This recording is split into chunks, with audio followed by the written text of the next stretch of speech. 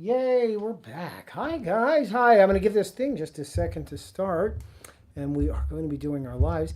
If you look way up there in the corner, that's a stuffed duck that we didn't take down this week. Did you stuff that duck? Mm-hmm. Angela is a taxidermist, or was, and was trained. Hi, guys. So I'm going to give us just a minute to make sure we're logged in here, and I guess we're live. Do you have the volume down? Or maybe we should No, test. everything's fine. Maybe we should test it to make sure it... I was waiting for the stream to work and come through here. I'm going to test my sound. All right. Good. All right, cool. We are Hi, 45 Taco. seconds. Taco, what's up? Hi, thanks for coming in. So tonight, we did this, I guess, about a month ago. We did this subject about a month We did ago. quail. Fuller Gardens. That hey. is Sean. Sean. Mm-hmm. Hey, buddy, what's going on? Thanks for coming in.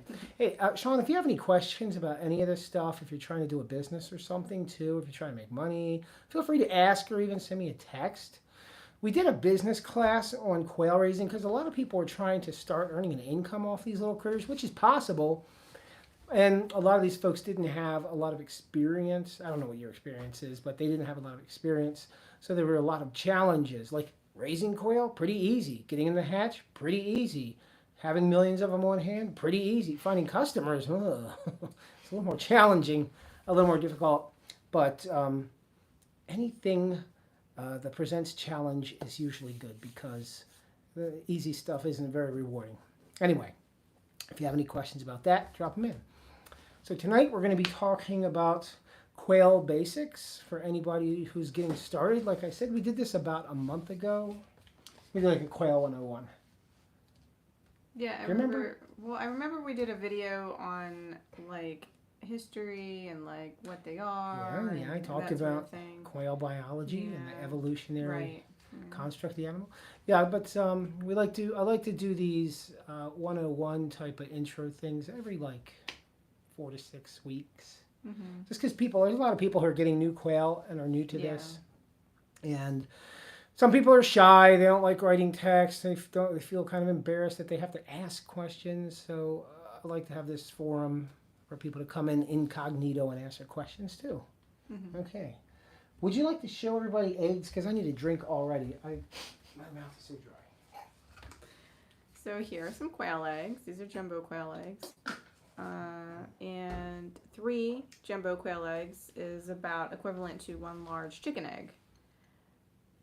That's correct. Yeah. They have different patterns. So, in the world of people who've not seen quail before, and they're like, I don't want that. That's a small egg. Yes, it is a small egg. Yes, it is. Very good, doctor. But the thing is, you're scaling the number of animals you have. Your egg's not going to get bigger. It's staying small. But you could keep each of a lot more quail than you can chicken. And you can keep quail where a lot of people can't have chickens at all. Mm-hmm. So it's a great alternative. And actually, these animals are very easy to keep. They're in a hutch. They produce a lot of eggs, and they're hard to kill. They thrive. Yeah, they're hardy. Very But hardy. yeah, so the eggs will pile up very quickly within a few days. Yeah, they're tasty. They're good for you. Oh, question, like, I can't stand, like, what do you call it? BS. Like, people, they'll say, oh, quail eggs are better for you than chicken eggs. Mm. No. There are some properties to the quail eggs, a little different than a chicken egg. They have, there's different ovomucoid protein, like an egg protein, that may not instigate allergies to somebody who's allergic to chicken eggs because there's 2 different proteins. That's true. Not always the case. They may still be allergic. So, there's no veterinary or medical advice in here. This is all entertainment. But yeah, there's a ovomucoid protein in the egg that people are allergic to. And the one in the chicken egg they may be allergic to and quail egg not. But the thing people talk about these quail eggs is like, oh, they're healthier for you and they have more vitamins. This is true, but negligibly so. It's not like a significant amount. It's relatively proportional. You know what I mean? Like by weight. Mm-hmm. A gram of egg yolk from a quail egg is going to contain similar as quail eggs do matter a lot. Yes, they do, sir. Mm-hmm. Well, we eat them all the time. I mean, I eat Yeah. quail eggs all the time. Yes, my girlfriend being allergic to chicken eggs was the initial reason we decided to start with quail. Cool. Have you tried them? Has she tried them? Is she still kicking? I hope she's not in the corner curled up from quail I've had eggs. a couple customers. One customer in particular, they had twin very small daughters, and they were allergic, and they said that quail eggs for them solved the allergic reaction. So for some people, yeah. Eggs are very healthy. They're very nutritious. I mean, I don't want to get into the whole. That's a whole nother subject. Yeah. I'll go into if you really want to hear about egg biochemistry. We can do that one day. Yes, we had raised them about a year ago before moving, and she was able to eat them consistently without issue. Oh, good. Awesome. That's awesome. So it's yeah. true. Some people do get a reaction still to the quail egg. Not all the time, obviously, but sometimes they do. It's not like you're guaranteed. I haven't. It's not you're guaranteed you won't have an allergic. It's like anything else. You could be allergic to anything. Yeah, that's true. Okay, cool. So I guess we'll get into this in 3 seconds. One thing I always like to do is tell everybody, new people, thank you for coming in. Oh, I'm supposed to tell people to subscribe. Yeah. And did we say who we are? No. We just kind of got distracted. So yeah, hit the old sub button and like button. We do a lot of this education because education promotes forward momentum and better quality of life. We are the Dinosaur Omelette. This is maybe looking backwards to you guys because we're mirrored. But down in the bottom of the description of these videos, I have a ton of free, that's right, free information. Well, no, it's not free. You have to spend time reading it, but it's got all these great stuff. This is 25 Q&A, how to raise quail. You don't have to take long classes or any of that stuff. Just read this and you'll know. That's why I wrote this. There's a thing about people, Sean, I'm sorry. I'm always getting people mixed up. Sean, sorry. If you're dealing with customers, you got to communicate to them quickly, succinctly, and very easily digestible pieces of information. Otherwise, they get that. They go like, oh, you lose people. So I wrote all this stuff so it'll be very easy to, people have no attention span. I have ADHD. I can't. So people have low attention span. So I try to write everything to make it very easy to digest and to learn, right? Cool. So anyway, yeah, tell them about us real quick and we'll go yap about the subject. Who are we? I'm Angela. Oh, right, me. I'm Christopher. And we have a homestead, and we really value teaching and educating people about learning skills, learning things with your hands, growing your knowledge base on self-sufficiency, homesteading, skills that benefit the quality of your life, your health, and building your family unit, even closer together, because it's just really good to do things with the kids and, different people in your family with growing vegetables and animals. So anyway, we encourage people toward the jumbo wild, or just jumbo quail in general, because they're big and meaty and they lay a lot of eggs. And then, of course, all the other types of homesteading type things that can be done in a small property, tiny property, even an apartment, or, big farms. But, right on. Yeah, ma'am. Very good. Thank you, ma'am. All right, cool. So tonight we're talking about, this one a little longer than usual. Here's your piece of paper. We're going to be talking about, what did I call this? Doing quail. Everything 101. Everything you need to know starting to raising quail.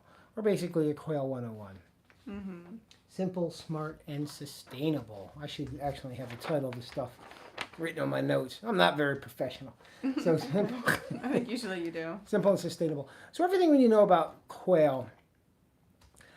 Again, this talk is geared toward people who are new to quail, just trying to learn them, and people who are thinking of maybe hatching and selling the critters yourself. These are points. These are important points. The important points I'm about to talk about. Getting started. Why do we start with quail? What are the benefits of quail? Well, like I mentioned at the beginning, they don't take up very much space. You raise them in a hutch, in a little hutch system, which means the footprint for your food production can be 4 feet wide, 5 feet wide, 3 feet wide, depending on the size of your hutch. Just this small little hutch, as opposed to chicken, right? You need a big run or a piece of property to have the animals. You can't cage a chicken.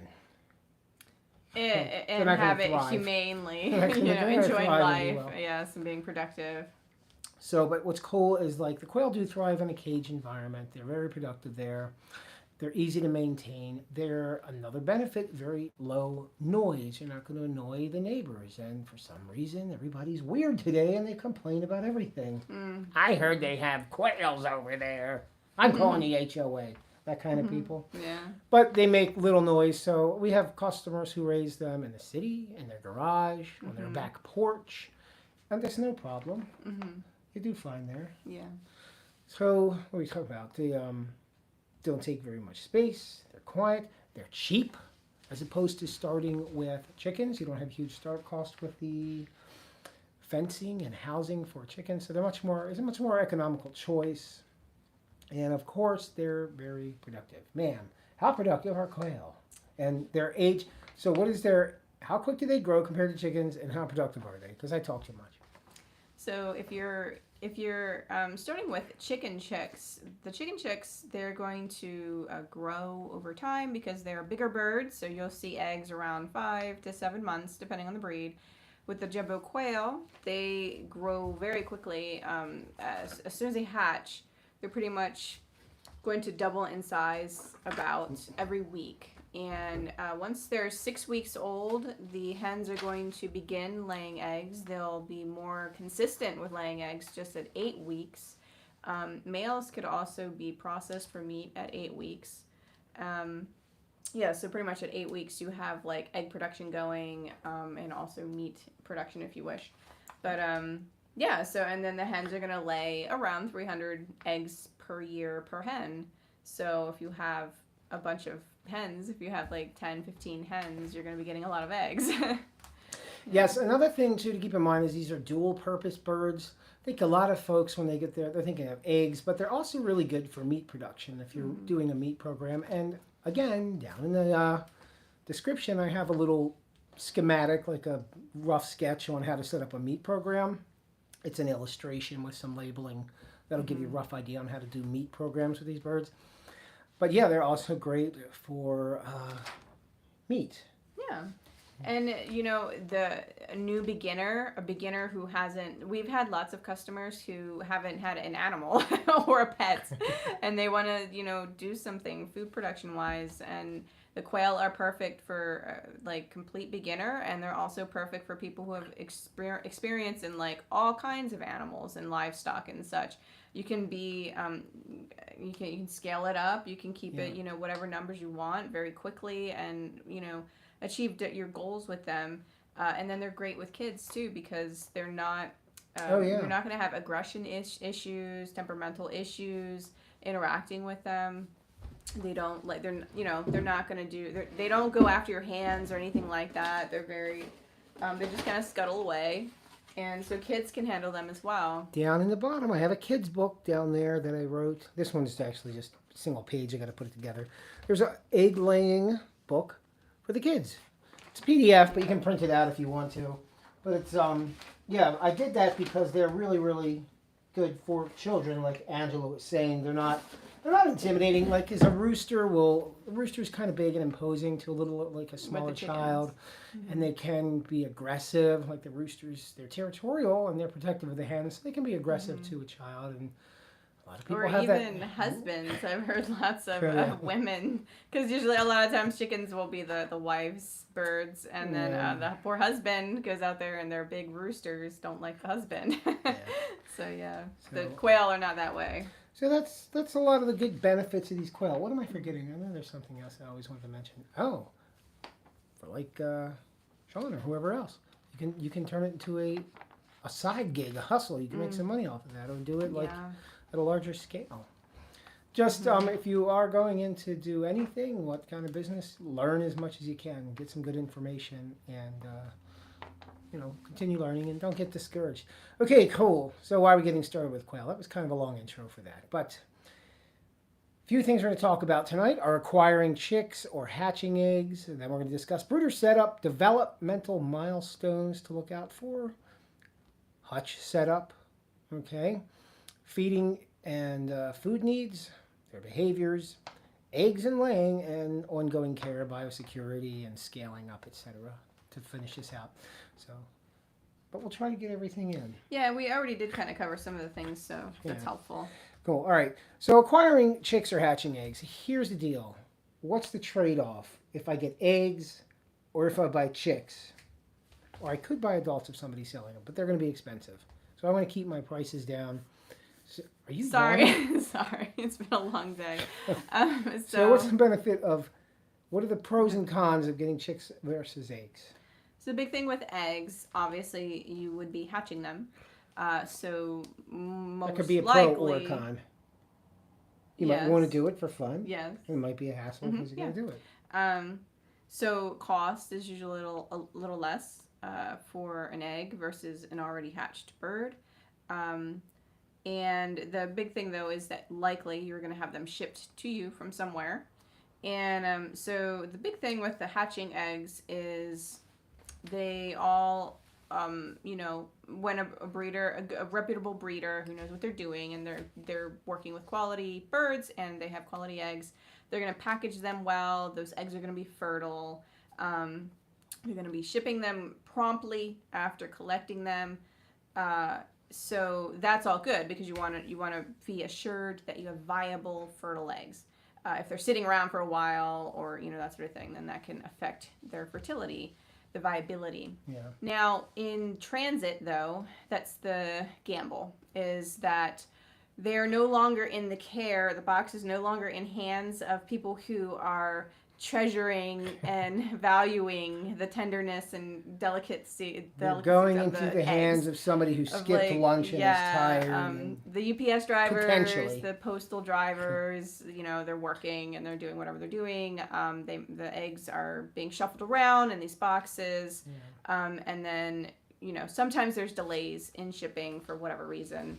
So once you get them, the gamble is rough shipping, rough handling, potential high temperatures, low temperatures during transit can affect the during viability. like winter and summertime. You can have these really high fluctuating temperatures. It can affect the egg.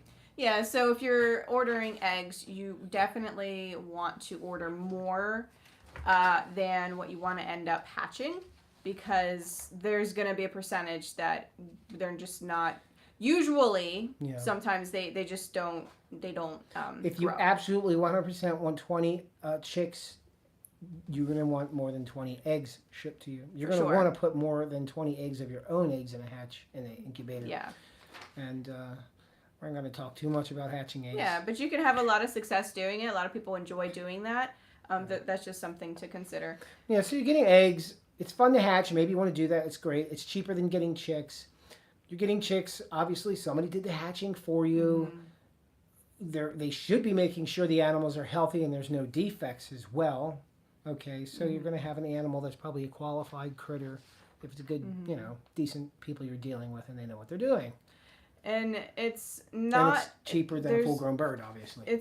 There's not too many people that ship quail chicks, and we don't do that. We only do local pickup because quail chicks they're quite tiny. And susceptible to temperature change pretty easily. Yeah, they're very delicate. They have a faster metabolism than chicken chicks do. So they can arrive dehydrated, or just,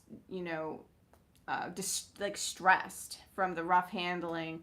And so some people end up having a high fatality rate when they get them because they're dehydrated, they're hungry, their metabolism's been going, and if you can find local pickup, go that way if you want chicks. Yeah, and you don't want to impact their growth at that young age. Mm-hmm. One thing with hatching, I recommend having a second incubator on hand. Last Thursday, my incubator's heating element went out just before midnight, thankfully. Wow. A friend of mine had a spare incubator, so I had to rush out and get it in the middle of the night. Oh, wow. Well, actually, that's good. That gave you a challenge. You had a problem. You overcame it. Mm-hmm. It was a little stressful. And then your brain learns, okay, I can handle stuff. It's not that bad. Stressful at the time, but I guess it's like anything. When you have a big problem, you're going nuts, and then you get through it, and you're like, I can handle that. It was a lot worse. A lot easier than I thought it was. So that's awesome, man. Yeah. Cool. So whether you're acquiring chicks or hatching eggs, of course, this is all up to the individual. The other thing to consider too is when you're ordering male and female ratio. Mm-hmm. How many males do you want? Or I'm sorry, how many females do you want? And the male ratio. If you're going to be hatching eggs, you're going to want to do your homework on that. Example: I want, say, 10 females. Mm-hmm. If I order 10 eggs and they all hatch, I'm going to wind up with a 50-50 ratio probably. Yeah, very probable. So if I want 10 females, I want to order a minimum of 20 eggs, probably 25 or more. And it usually, I think, tends to be 60% male and 40% female, but sometimes it's 50-50. Yeah, but this is where the science, you're not going to get an exact number. So you're not going to have, like, there's not a mathematical model you can apply to how many eggs I should, because it's nothing's precision here. But there's like a variance of potentials. Like you could have a high number of females, lower number of males, but they're not going to be 100% either way. Well, most likely not. Mm-hmm. I like physics, so physics brain pops in and like theoretically it's completely possible, but logically you're not going to have 100%. And then if you're getting chicks, then if they're not sex, if they're not sex linked, some of them are hatched in such a way that they're a certain color when they're hatched. But anyway, just keep the same mentality as if you're hatching your own eggs, that they'll be unsexed and it'll be very randomized as far as, who's who in the box that you're getting. Yeah. Well, yeah, so we spent some time on that, and you should. That's where you're starting out. Okay. And some people, especially new people, they kind of get concerned about the idea of getting more males than maybe they would like to have. And I always say, if you would like to hatch your own in the future and you want to keep some males, then it's a good thing to have a selection of males to choose from for who you're going to keep, rather than being stuck with one or two. Because sometimes some of the males can be, smaller. That's going to affect your genetics, your next generation. Some of the males might be more submissive. That's going to affect how active they are in fertilizing the females. So it's always good to have a selection to choose from. And then, if you want to do the whole freezer camp and eat them, have a fancy dinner, you can always do that. Extras. That's actually a really good point. If you're going to be breeding, and you're breeding for size or productivity, you're going to want to have a selection of critters to choose from. You just don't want the two guys who happen to be in the locker room at the time. Mm-hmm. You want to have everybody in there and be like, I know you're good, the rest of you out. Yeah. So, okay, cool. So, before I continue, acquiring chicks and hatching eggs, something very, very important. I should have mentioned this beforehand. Set your goals.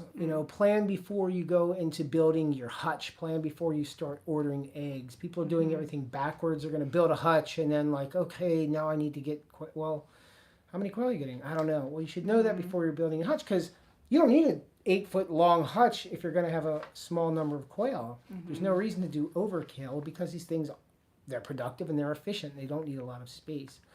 So, and a lot of times people do that. They plan backwards, especially with chicken chicks. They're like, they're babies, we got time. But that's not the case with quail, because they grow so fast. You're going to run out of time really quick. So they grow really quick. Get things set up, and then get them. And they're going to be growing.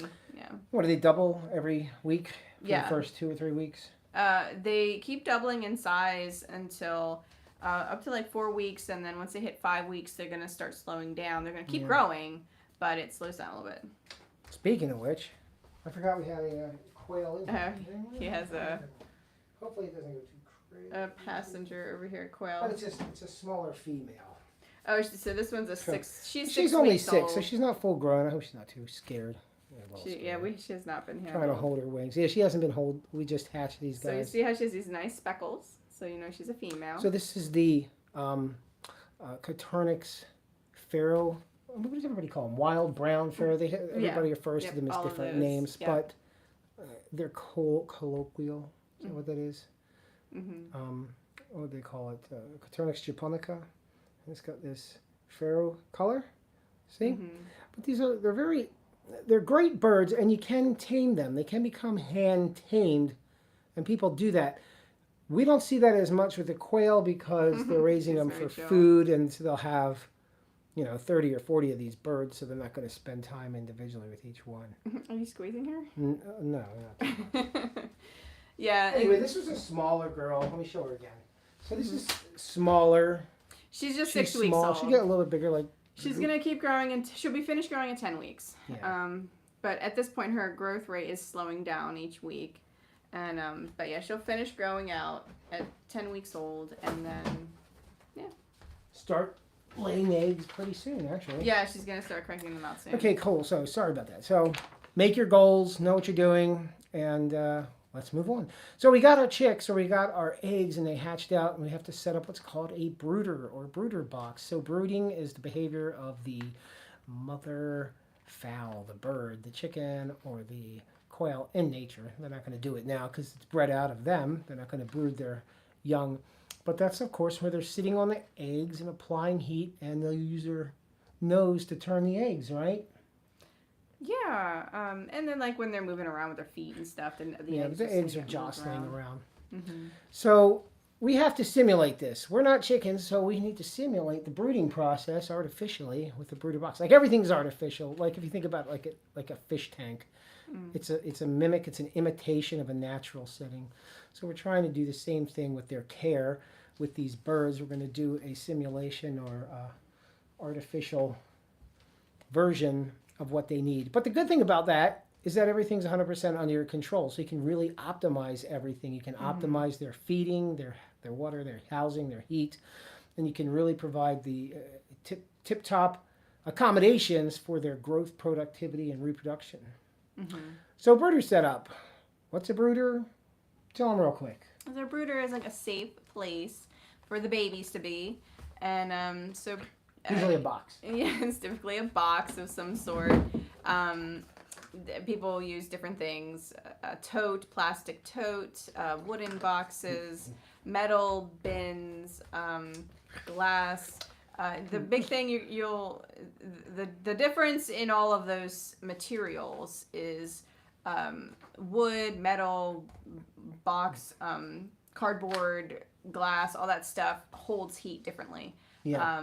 And then also the height of the walls will hold heat differently. This is important. Yeah, so, that'll come into play as you're monitoring your chicks daily to make sure they're comfortable with the temperature. You'll also be realizing that whatever brooder box you're using, the space, how big it is too, it's gonna. So you add, what do you call it? Oh my God, paper towels. Yeah. So for the first couple days. when you take them out, so if you're hatching them. Well, let me tell them this is specific for quail chicks versus the chicken chicks. Because they grow so quickly and they develop strength. Well, chicks in general, when you're hatching chicks in general, babies, and you're taking them out of an incubator, their legs are going to be wobbly, they're going to be swollen, and the strength in their legs is just going to take, maybe 24 hours to gain strength so that they're steady, and then the swelling will go down, and then they'll be fine. But once you take them out, we recommend putting something on the bottom of like a paper towel that's coarse. That paper towels are not all equal. Some of them are still slick. So the point is to put something that's coarse. Some people use pads and stuff or whatever, so that it's not slippery. So Texture. The texture, yes. That's the point. That's the important So that thing. allows their legs to stabilize. Yeah, and then strengthen. After they're a couple days old, at that point, if it's starting to get soiled, you can add bedding, shavings, because that handles the moisture and the manure buildup much better. And then they're fine because their legs are strong. But make sure if you are using something with a slick surface, like a plastic tote or glass or metal or something, even if you have chicks that are beyond just hatching, maybe they're several weeks old, quail, they wouldn't be in the brooder anymore, really. But if they're if they're a week old, they're super strong. Still, I recommend putting paper towels down first, and then the bedding on top, because the paper towels will hold the bedding in place. Without putting something underneath bedding with a slick surface, the shavings will spread really easily, and then they slide and slip and stuff. So you want them to be Paper stable. towels in either case. Yes. Probably a good idea. Thank you, ma'am. All right, quick question about heating. So this is one I commonly hear. What temperature should I keep my brooder box at? I mean, technically, you're always going to read around 95 degrees. However, the brooder box is a box. It's not an enclosed system, so you're going to have ambient, outdoor, the temperature, the air, the breeze, everything's going to shift in there. So the heating element is really the issue. Where's the heating element placed? Remember, we're simulating mama chicken providing heat, or mama bird providing heat to the chicks, right?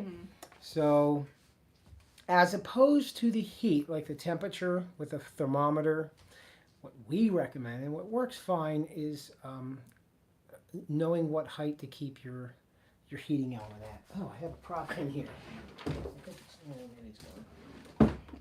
Here's my prop. Oh, you're fine. Here's my prop.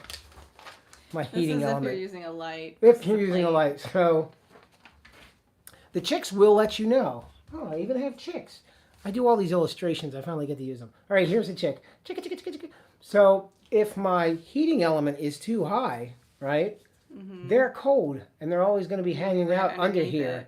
They're not going to move very far. And if it's too close, they're never going underneath. They'll even sleep in a nice circle around the heat. They're not going to go under. They won't go However, if it's like the three bears, just right. They'll be milling Then around. they're going to go under there, and they'll have over.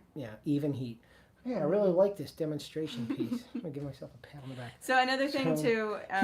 Hold on. The heater placement is what's important, I would say, as opposed to measuring the temperature. Unless you're working in a what's lab. important is watching their behavior. Yeah. And that tells you how to place your heating element. Now, also keep in mind placement. So what you want to see is, like we just said, them milling about evenly. So then they're exploring the whole brooder space. It's important to make sure that maybe sometimes people have them in like a really big brooder, or maybe even like a stall in a barn, so it's like a lot of space. So if that's the case, just make sure their feed and water is within that warm, area that they'll travel to, because you can end up with chicks dehydrating or starving because they don't want to go, because the food and water is placed just too far from the warmth area, and they don't want to go there. Yeah. Cool. Okay, last thing with brooder setup, I'm going to spend forever on it, is the placement of your feeder and your water, whatever. Water. So if you have your water tank and your feeder tank, we always like to remind everybody, don't put those feeders or those water systems too close to the edge of the brooder, because the chicks can get stuck behind them. If there's a way for them to perish, they will find it. So you're baby proofing the area. Yeah, keep the water clean. If it's a deep thing, what do we add? Pebbles or marbles?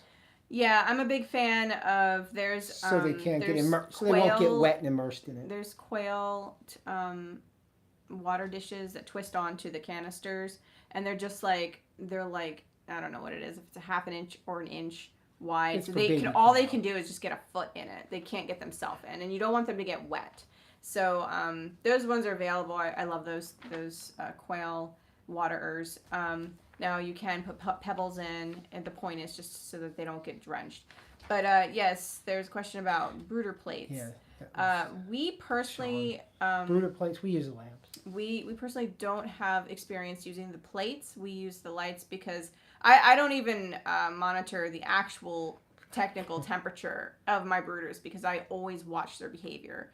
And then I know, if they're starting to avoid the heat, because they grow so quickly, they're growing feathers, and they produce more heat themselves than chicken chicks, then I notice that they start avoiding the heat source, every couple days. So every couple days I'm adjusting it. But people do use the brooder plates with much success.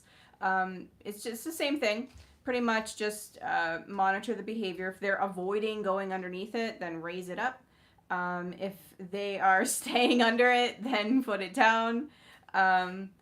And I don't really know if there's adjustments on the heat source itself. There's different variations of these machines. It's just you watch their behavior. Now, one last thing before we move on from brooder setup is I mentioned the feeders. What are we feeding them? Is the high protein 30%? Mm-hmm. We give them what's call it a game bird feed.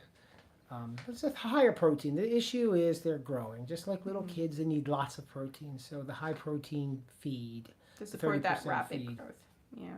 All right. So brooder setup, we talked about developmental stage of these birds that you're going to recognize as they're approaching adulthood.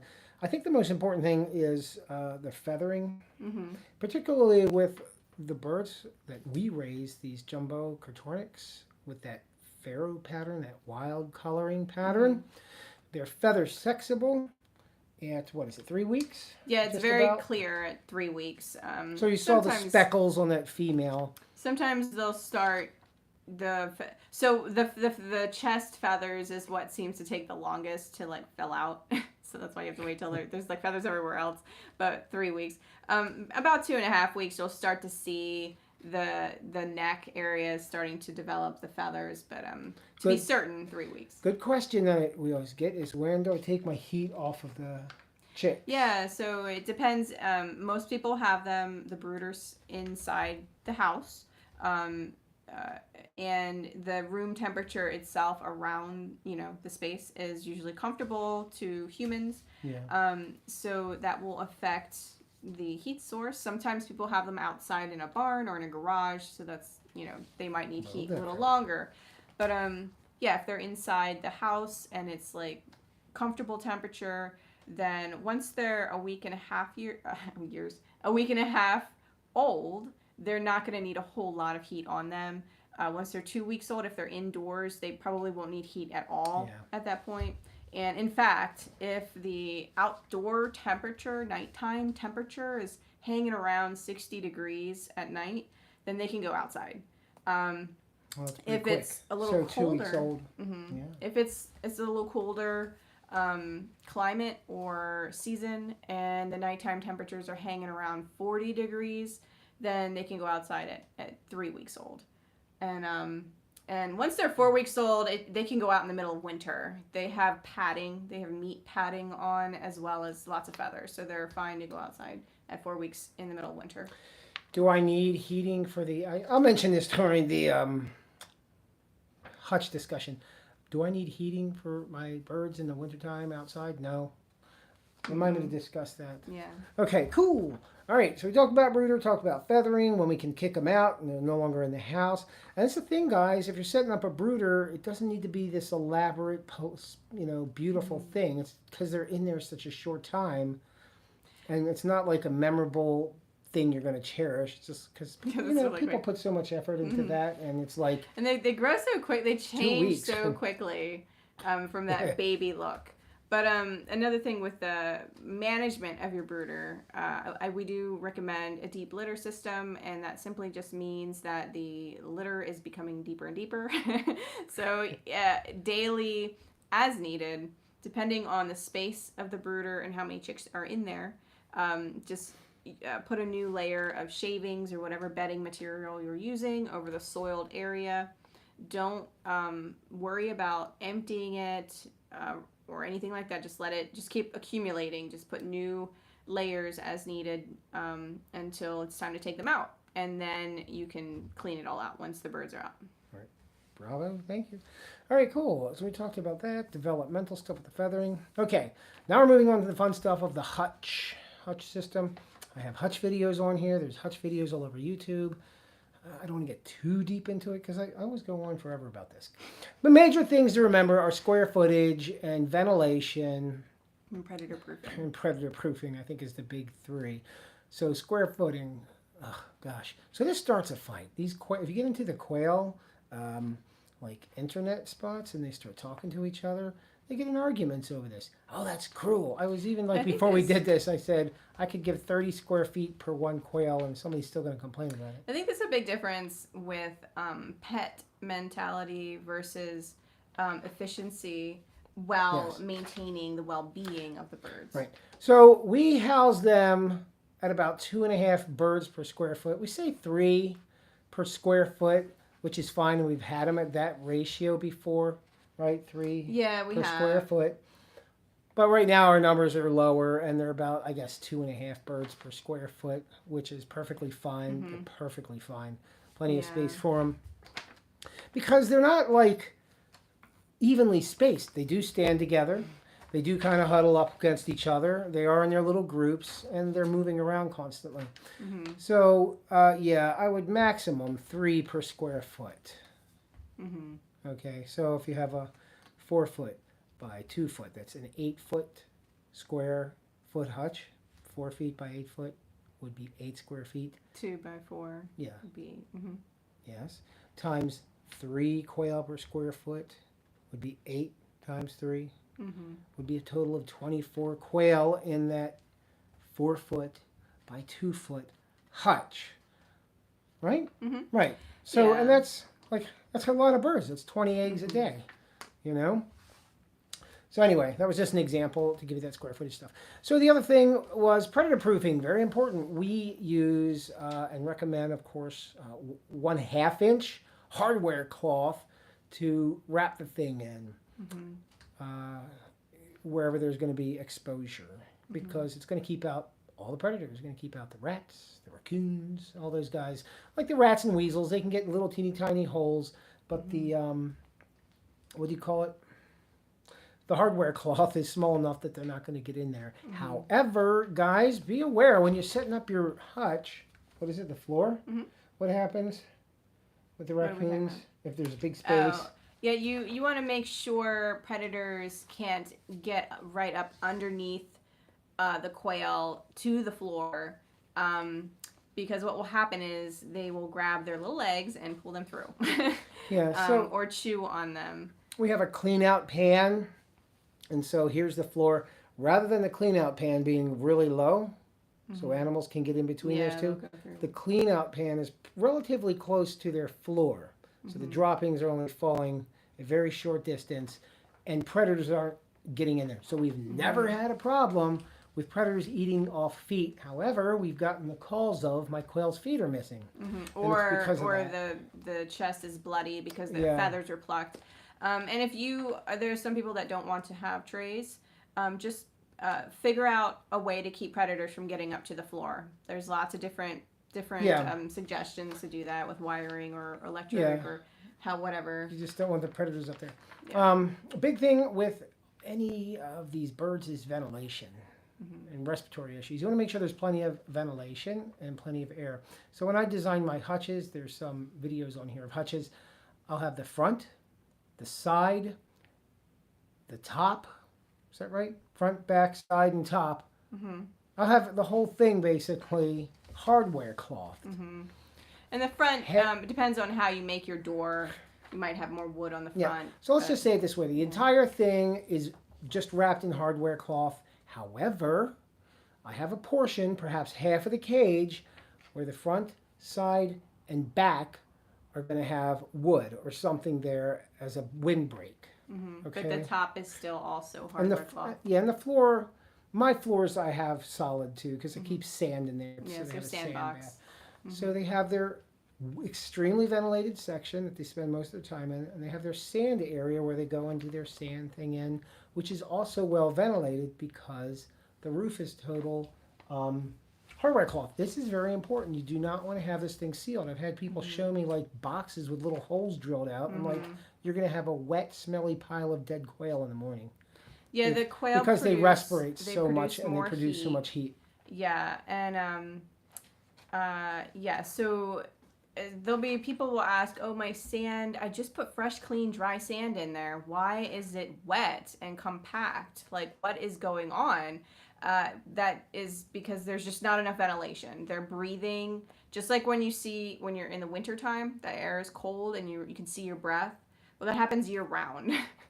You could just see it in the wintertime. That's why I keep so drinking these guys, water. when they get warm, they're panting. All that moisture is coming out of their bodies, and it goes right into it goes into the space. So they need a lot of ventilation. So we have a hardware cloth on the top, so it just the heat goes out, and there's a roof over the whole structure. Now, also with the hardware cloth, some people might be like, well, let's go with smaller than ½ inch hardware cloth. To be extra like safe. everywhere. Yeah, because these predators. Because really, predators is like the big thing. If you can keep predators away, then you're going to be great. You can do that, but make sure the floor is not smaller than ½ inch because their manure will get clogged. Will not go You want the through. manure to fall through. I'm looking into setting up a small aviary in the backyard. I know it's not necessary though. Nothing's necessary. We do it because life is the to enjoy. That's a aviaries great idea. are really nice. So if your goal is to have eggs and maybe make meat, but you want to have quail and you're not it's not a priority for you to have it like super efficient, with the type of hutch system that we're talking about. That's fine. It is really pleasing for you and fun for the birds to have an aviary type environment with plants and bedding. They do enjoy it. Yeah, like you ask, what'd you say? I know it's not necessary though. That's not the thing. Like, It just depends what your goals are. It's not necessary that we grow quail at all. We could go buy eggs at the store. It's like about just your life. It's your thing you're doing, and if it's something you want to do it. And it's fun to watch them, in the environment, and just spend time out there with them too. So yeah, that's great. Do the aviary. There's different parameters for anybody wondering, like aviary versus hutch. The amount of quail that you would put in an aviary space is different than in a hutch. It would be less quail. I don't know the exact numbers. Let me put it in video game terms. An aviary is like an open world game where the quails can go anywhere in a natural setting. Yeah, but the main thing is you're gonna have some sort of deep litter system on the ground, and they can't have as many quail in there because then you don't want manure buildup too quickly, which could create sickness. So you have to be able to maintain the floor space well. Cool. All right. I think that covers a lot of the hutch stuff. We talked about predators, ventilation. What else was it? Predator, ventilation. Who knows? Do you add supplemental lighting to your hutches? Cool. In the winter, and the daylight hours get shorter to help maintain egg production. Yes. Excellent question. That's a good question. That's, we get this question all the time. My quail stopped laying eggs. People think maybe they got scared or something. There's a couple of reasons why they stop laying eggs. Stress, a predator comes around that's not normally around. Like the birds will acclimate to a cat or dog or some animal that's coming around. Or like a consistent noise. But if it's something that's frightening them, they're going to stop laying. But yeah, absolutely. So what's happening, there's a hormone that their body tells them once the light is called photoperiodicity. So they're on a sun cycle, a period of time with the light. And their body tells them, yo, don't have kids because they're going to starve to death because it's winter. That's really what's happening. It's a bioevolutionary thing. And the birds at the higher latitudes where the sun's going down in wintertime, it shuts them down from egg production. There's no reason to produce those offspring because there's nothing to feed them. The males affects the males' hormones, and they will go inactive with their duty. It's really fascinating because why? What do you mean? Why would the males do that? Because even that's energy allocation. So biologically speaking, they're adapted to preserve, like we want to live, like back before we had grocery stores and stuff. Animals the same thing. So they're preserving their energy, so they're not going to produce the offspring. But we are no good humans, and we trick them. We put lighting in their tanks. So and something about the lighting too is. So quail, if we're promoting them as food makers, egg producers, and their lifespan of egg producing, it's like it's short. It's short, yeah. 18 months. Yeah, like once they get to a year and a half, they're gonna start changing. Once they get to 2 years old, it's gonna definitely start becoming less eggs daily. Pronounce that. That's really important. Yeah. You're raising these animals for eggs. They have a shorter egg period time. Because everything about them is rapid. You don't want to turn them off for 6 whole months and feed them. Yeah. For that. So keep in mind with lights, seasonal lighting. Once for us, fall for September for us is when our lighting start. The sun daylight hours starts to change. So however that is for you, wherever you live. He's up the street. Well, I'm talking about anyone listening. It could be anyone, like somebody in a different country. Yeah. You want to have lighting 16 to 18 hours, daily, including the sun. Like as before or around when the sunlight hours are changing. Don't wait too long, is what I'm trying to say. Because what will happen is if you wait too long or you forget, they'll go into a heavy molt and they'll like shed a lot of feathers and regrow their feathers, and that's a taxing process. Yeah. And they will stop laying eggs because that also takes energy. And it will take like maybe 2 months to get them going again with their eggs. So it's a big hit. Get your lights in early enough on a timer, and then they'll just do a small lighter molt, and they'll keep laying. And the egg production might go down a little bit, but then it'll go back up really quick. So if you don't get your lights in, you're not going to see eggs for quite a while. Yeah, they'll just stop laying. Yeah. You might see an egg here or there, but they're going to stop laying throughout the winter. And then also hutch placement or aviary placement. If you're thinking like, well, I don't want them to get overheated, I have a hot area where I live, let me put them under this like really shady tree that has like glorious shade, or against my house where it's just like thick shade and they're going to feel really cool and they're going to love it, and they will love it. However, you might need to put a supplemental lighting all year round because that shade might just be too dark, and then that can stop their laying. So make sure there's... We had somebody with that same issue recently. I forget who. Yeah, so that's common. So you're putting the effort in to set this stuff up, to learn about it, and it's really demoralizing when, oh no, I'm not getting eggs. And people are really heartbroken because they're not getting eggs, but it's usually something very, very simple. It's something simple. Yeah. It's usually not even dietary, which it could be, but it's usually light. It's light predators, or stress. Yeah, stress. Stress could be like, oh, they've been running out of food and you didn't realize it, and they're like, getting all grumpy, or predators, or It could be dietary, but most people are feeding them a proper mix. Okay. All right. So we talked about hutches. Anything other majorly important? Make sure there's a roof on it, obviously, on your hutch. Protect it from the sun and the rain and stuff, of course. Okay, what else am I going to talk about? I think that's about good to give a very basic overview of hutching. All right, let's talk about food real quick. So we talked about the chicks and their very rapid growth and their need for high protein. As they age, which they do very rapidly, they're going to want to start developing their egg-laying super ability.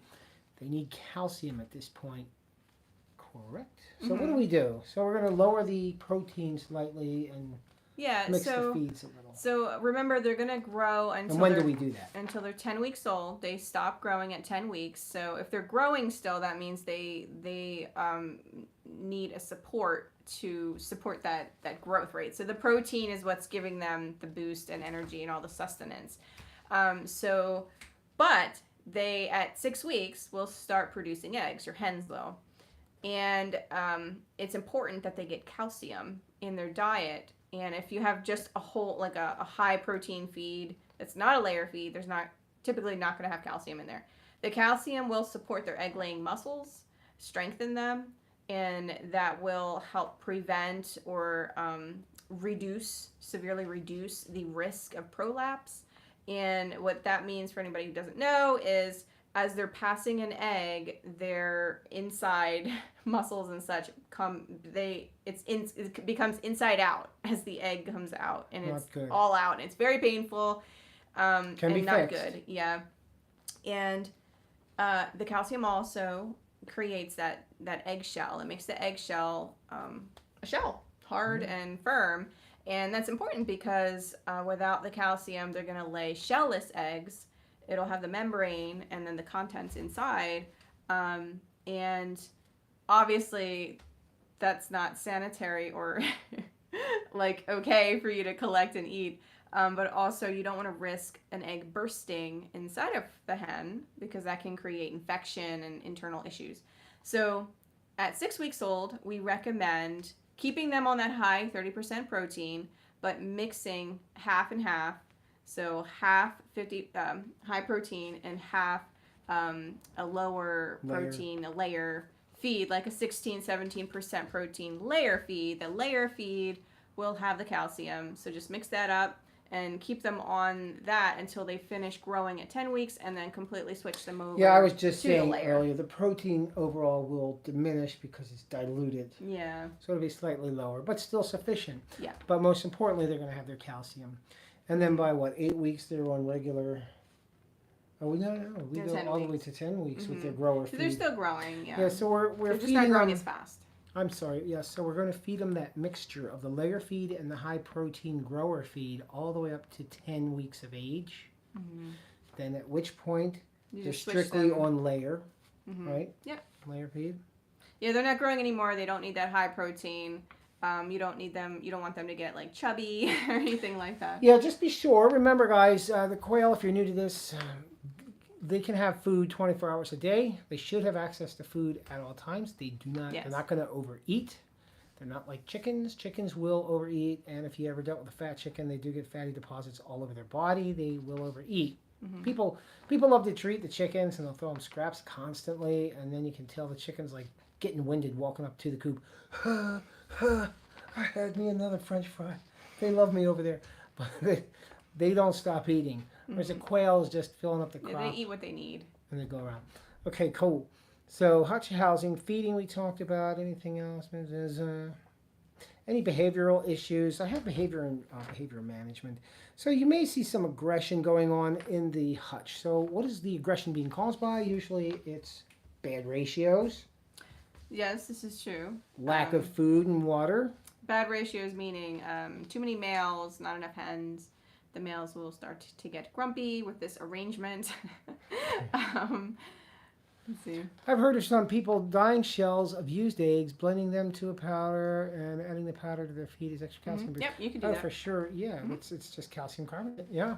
Yeah, and you could also either mix in or give free choice in a different feeder. Oyster shells or crushed limestone. Those are calcium. I should warn people, do be careful. You can give too much calcium. You just don't want to give too much calcium. Then you have calcium deposits on the eggs. The eggs become extra hard. Yeah, but the bird is not going to be affected negatively. The calcium will pass and form on the eggshell. And yes, what correct. were you saying? I was saying we talked about behavior. We're talking about aggression. Behavior. So I said too many males to hens can cause aggression issues. Lack of food, like I said. That's why we really suggest keeping the food in there at all times. Sometimes when there's excessive space, some characters, some birds will get territorial. And then they might like claim the feeding area and get grumpy and not very nice. So just add another feeder to the area so they can spread out. Sorry. I was going to say, you could possibly just have a bad guy, like an aggressive one. We don't really see that very much, though. No. See it more in chickens. Yeah. Sometimes people... So a big thing to keep in mind is if you are getting new quail or you're adding new quail, whether they're yours that you raised or some that you bought, there is some tactfulness in merging them together with your existing flock, your existing covey. We recommend that you take out your existing birds from the space that they're all going to be dwelling in and then put them in a different type of cage or just something temporary, and put your new birds in there with them and keep them in there for a couple hours if you can. And then do this toward the end of the day, and then put everyone together into the house, the cage, toward evening hours, because they are more calm with the less light. And then the point is to confuse them, to confuse your existing birds, and prevent territorial issues with them being not nice to new birds. Also, if you have different ages, I recommend if you have mature quail and you have younger quail, I recommend waiting till the younger quail are around 5 weeks old to merge them with mature quail, because they're going to be more similar in size to your adults, and they won't stand out so much. And they're also going to be shifting temperamentally to the adult mindset versus juvenile, so they'll kind of stick out for themselves. Yeah. Okay, great. Now, I don't know if we're still functioning. I don't know if do you guys still hear us? I think we're having some technical stuff. Can somebody send a thumbs up or something in there? I'm not getting a read on the internet, but we're almost done anyway. So, actually, I think we're just about finished. Oh, you still got good. it. Yeah, We have our... I have a monitor over here that's not getting feed. Thank you very much. We're almost done. So this is actually for you, Sean, because we're talking about scaling up. Actually, let me go to biosecurity real quick. So biosecurity, thank you guys. Mm-hmm. Keep the cages, keep your hutches clean. Any animal, once that the droppings accumulate, and again, they're respirating a lot, it's perfect, and they have high heat. Mm-hmm. It's an exquisite breeding ground for germs, for bacteria, for organisms, and funguses, and all this stuff. Yeah. So keep it clean. It's not like they're going to be diseased immediately. But if you're not cleaning these things and cleaning them down, and maybe doing a deep clean every so often, you can have it build up, especially if it's not properly ventilated. That's why I was stressing that earlier, because if it's not properly ventilated, that moisture is really a huge issue. It'll accumulate in there, and it's going to exacerbate respiratory illness in the birds. As far as biosecurity goes, you can, prevent pathogens from coming in. People coming in from, I'm from this farm down the road, and I'm going to come visit you today. They don't mean to bring the little organisms in with them, but they do. So you got to have some kind of, wash your hands, switch boots or something of this nature to keep the spread of germs. That's up to you. Do your due diligence, learn about biosecurity. It's pretty important. We did a whole thing about the avian flu that was coming through, which is still spreading. I guess you don't hear it in the news too much. But there's other diseases that can spread. And remember, local pathogens, animals become hardy to their environment. What an animal over here is hardy to, take them 10 miles down the road to a different farm, and they may not be hardy to the environment over there, and they can get sick. So it could be... Yeah, so the big thing with quail is they're like Wolverine. They heal very quickly if they get cut open, or if there's the red stuff appears. They heal really quickly. But they are not as hardy internally. So it is important. They're not like chickens. Chickens are they're hardy. Like they're pecking the ground all the time. They tend to have parasites in them like their whole life. But they don't get overpowered by the parasites because they're healthy and they have a vibrant. Robust immune system. Yeah. And this is really neat. It's the same with the humans. Like, the kids who play in the dirt, they legit have a strong immune system because they're exposed to these organisms. This isn't like fantasy conspiracy stuff. It's very true. So you develop, hardiness against these different pathogens that are in your environment. You have to. It's like when the Spaniards came and visited South America. Said, "Hi guys!" Everybody died of the cold the next day. Yeah. So the quail. That's why it is important to make sure that if you have sand, that you're monitoring the cleanliness of it. That it's still dry. It's not getting overly soiled. It's not wet. Because manure mixed with wet and the warmth is where Christopher just mentioned the bacteria is going to come. And then once the birds get, if they get something internally, then they're going to stop laying, and it can be challenging to correct an illness with the quail because they're so small. So they can overrun them quickly. Also, think about if you have sandboxes, the material that you're using that's not too dusty. Some people use diatomaceous earth and they mix it in the sand. I do not recommend that you do that because the powder, it's like microscopic glass. It's fossilized. Like. It's fossilized plankton. If you look at it under the microscope, it does look like very jagged glass, and it gets down in the respiratory system. It's bad for you to breathe. It's harmful for you to inhale, and it's harmful for them to inhale. And birds in general, can I say something? Or can let me? Yeah. Birds in general, they're susceptible to respiratory illness. Wild birds, chickens, whatever, because they have a different type of respiratory system than the standard lungs. So make sure your sand, whatever you're using, it's not like super dusty, because that's another thing. If they're inhaling dust, that they can get a respiratory illness, and then that can be a hard thing to help them get out, recover from. So. All I was going to say is that whole diatomaceous earth issue, that's another Facebook people love to fight about. Yeah. Don't you tell me that it's not good for my chickens. I mean, whatever. I'm not telling. Like, I really don't have opinions about stuff. I just like what data tells us. Is there data measuring any of this stuff? That's what I like. I really like, what does my opinion matter? But there is data about that. Mm-hmm. But whatever. But the quail, they really have a heyday kicking around the sand, and it's just everywhere. And yeah, you want to make sure they're happy and healthy. Yeah. Now, but this is going to be the conclusion. Sorry it took so long. So this is more for, I guess, Sean, if he's planning on doing like a small biz. So feel free to give me a call, buddy. I as you can tell, I have a gift for the nonstop talking. I'll be happy to talk about this stuff. So we started this little animal biz back in 2000, right? 2020? 2020, during Corona pandemic, which was fun. I had a funny feeling in December/early January before any of this stuff was going down, because I used to study epidemiology, and I like to study like zoonotic diseases, and I said, oh, look at China. They're doing something a little fishy over there. I'm willing to bet you $1 the entire world is about to have an economic collapse. And the reason I thought that at the time is because I had saw some things in China happening with their cities and their policies, with their shutdowns before it became news. It was like they would never do that unless it's major. It's got to be a disease. It's the only reason they would do that. And if it's a disease, it's probably spreading.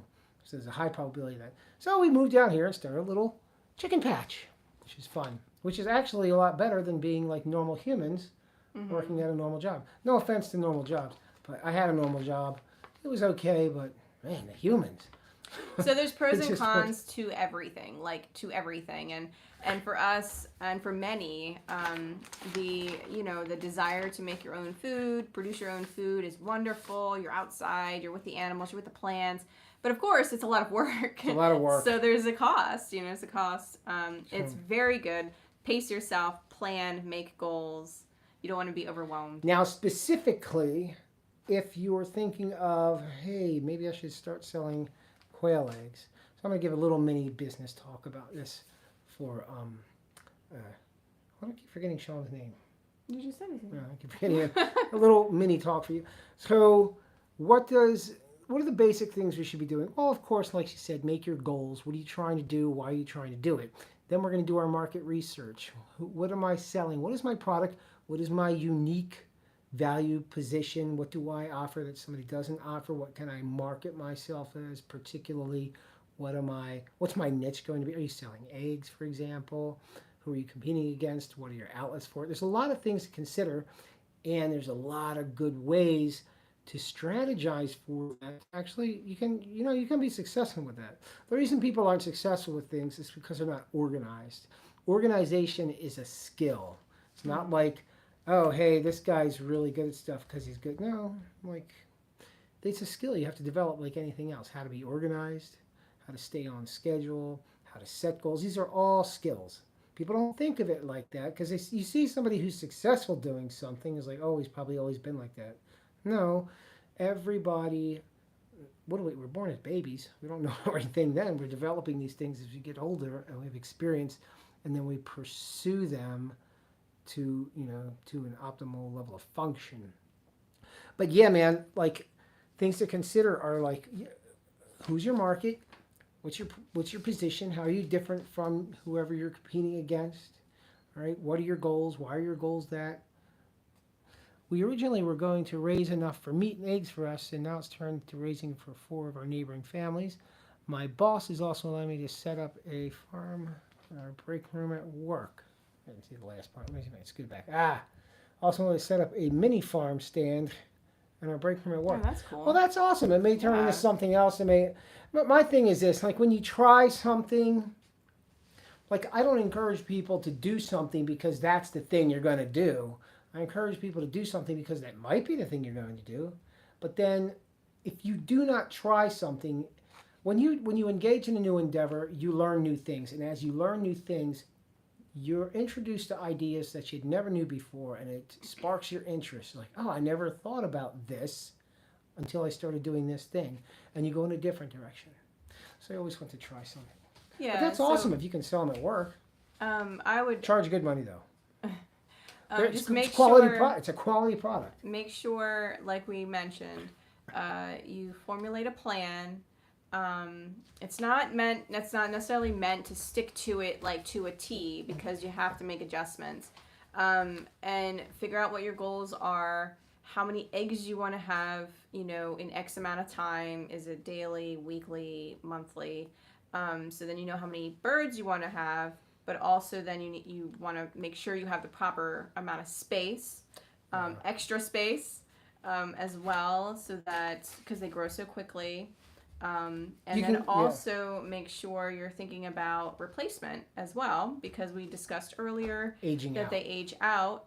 And unless you're buying already laying hens to replace them, if you're hatching them yourself, you want to have on your calendar, reminders as to when you're going to be collecting eggs and incubating and hatching, making your selections to replace your current layers, because that time goes by really quick. Like, everybody's so busy. So it is important to make notes of those things, because it can be frustrating if you are counting on a steady supply of eggs or even meat, and you forget, a couple months can make a difference. You forget to start collecting eggs, and maybe they're aging out and they're not laying as many eggs, and so the whole process might slow down. Or you're hatching them and there's this big time, chunk of time that passed, and once you get them, they're juveniles, you get them outside, but your older ones now are not laying eggs, and you have to wait for eggs. So plan things out, put things on your calendar so you're pacing yourself and organized, and not stressed, to prevent frustration as well, and consider the care and time and energy, as well as finances, to take care of the animals. Look at the numbers. Do your numbers. Because it's just like we mentioned at the very beginning. It's very easy to produce, to hatch, and have a bunch of birds. It's so fun. Oh, look at all the birds. But then all of a sudden they're growing really fast, and you have to have places to put them, and then they're eating food that you weren't expecting because you have so many. And so make a plan. I have a small cubby in Lancaster as well, 5 females and a male. Started a year ago, and I have really enjoyed having them. You guys have provided so much info in this last year. Thanks, Clara. Oh, thank you. Thank you, Zach. Appreciate it. Yeah, that's great. That was the whole point, man. I like learning should be fun. I'm from the 80s, so I remember these shows you guys probably remember, but learning should be fun. It should be like, you look forward to it. I think in our culture, we are local. We should start the Lancaster local quail nuts. Yes. Like, in our culture, there's very much, what do you call it, discomfort with education for a lot of people, because the association of failure or the stress or the pressure to accomplish. So, people have this misconception of this worldview about learning new things being a hurdle. And it's more of a challenge rather than something to look forward to and engage in. But once you learn stuff, it's worth the time you put in, you feel better, and the output was worth it. And you start losing that mentality. I was a solid F student in school. It was the worst. Like, E's and F's, barely passing. And I thought I was dumb as a box of rocks. But after school I started teaching myself and learning, and I like to read and learn now. Anyway, I'm going to talk about me. You guys.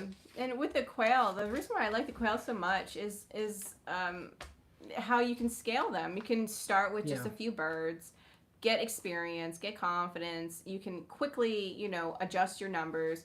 Their lifespan is so quick that you can adjust traits, that you want to focus on in your birds as well. It's just, there's a lot that you can do with the quail. So it's pretty fun. And we do. Oh, and you Lancaster people. Wait, how do we say it up here? Lancaster. He's a foreigner. Foreigner. I say Lancaster. I do the long A.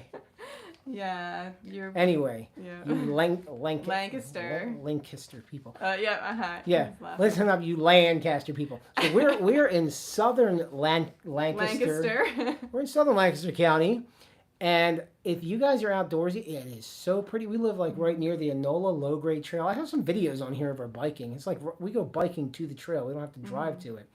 But it's so pretty down here. It's a great place for a free day of doing stuff. You don't have to spend money. You can go hiking, biking. It's water trails. It's really nice down here. Yeah. I always tell people to come out this way. It's really pretty. So I highly recommend it. You don't have to drive far. You don't have to go 3 hours up to the waterfalls. Like, there's a lot of cool stuff down this way. Okay.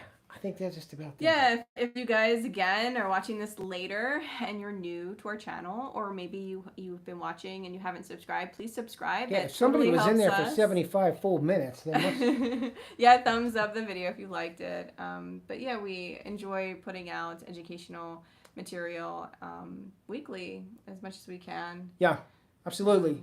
You guys keep on doing whatever you're doing to do well, and keep your mindset high. Don't fill the cup with negativity. It's easy to do, so keep the positive mindset. And I guess that's about that. Yeah. All right, you guys. Been a pleasure as always. Thanks so much. Yeah, thanks so much for watching. And I guess that's it. We'll see you on the next one. Thanks, guys. Bye. Bye-bye.